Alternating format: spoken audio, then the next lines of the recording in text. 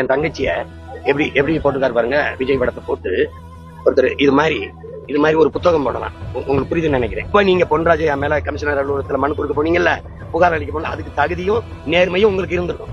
நீங்க எங்க குடும்பங்களை பேசும்போது, என் மனைவிய, என் தம்பி சிவகார்த்தியின் குடும்பத்துல அவன் மகளை, ஐயா அன்பு சகோதரர் அஜித் அவர்கள் குடும்பத்தை பிள்ளைகளை, இதையெல்லாம் பேசும்போது நீங்க எங்க இருந்தீங்க?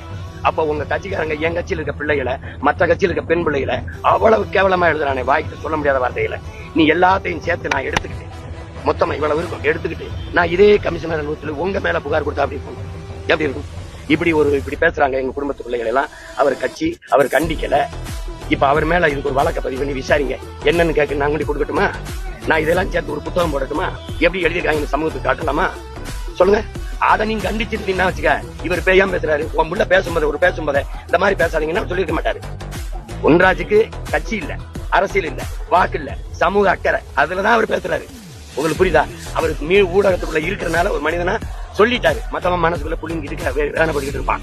உங்களுக்கு வழங்குதுன்னு நினைக்கிறேன். அதனால அவர் சொன்னது யாரையும் காயப்படுத்தணும்னு இல்ல, இந்த மாதிரி இருக்குதே இந்த சமூகம், நம்ம நேரிச்ச சமூகம் இப்படி போயிருச்சே, இதுக்காக நம்ம முன்னோர்கள், ஆண்டோர்கள், சான்றோர்கள், அருமை பெருமக்கள்லாம் இந்த மாதிரி சமூகத்தை கட்டமைக்கவா பாடுபட்டார்கள். ஐயோ, இதை சரி செய்ய முடியாதாங்கிற ஆதங்கத்துல சொல்றாரு தம்பி, ஆதங்கத்துல சொல்றாரு.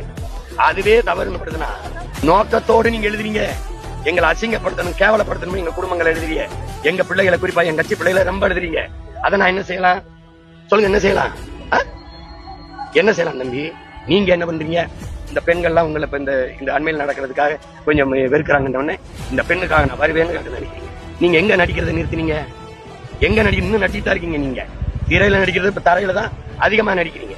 நீங்க உண்மையிலே அக்கறை இருந்தா அந்த தங்கச்சிகள் பேசும்போது ஒரு அறிக்கை உங்க பேர்லயோ, உங்க கட்சி பேர்லயோ, உங்க பொதுச் செயலாளரோ, செய்தி தொடர்பாளர்களோ இது மாதிரி தங்கச்சியை பேசுறத நிறுத்திக்கணும்.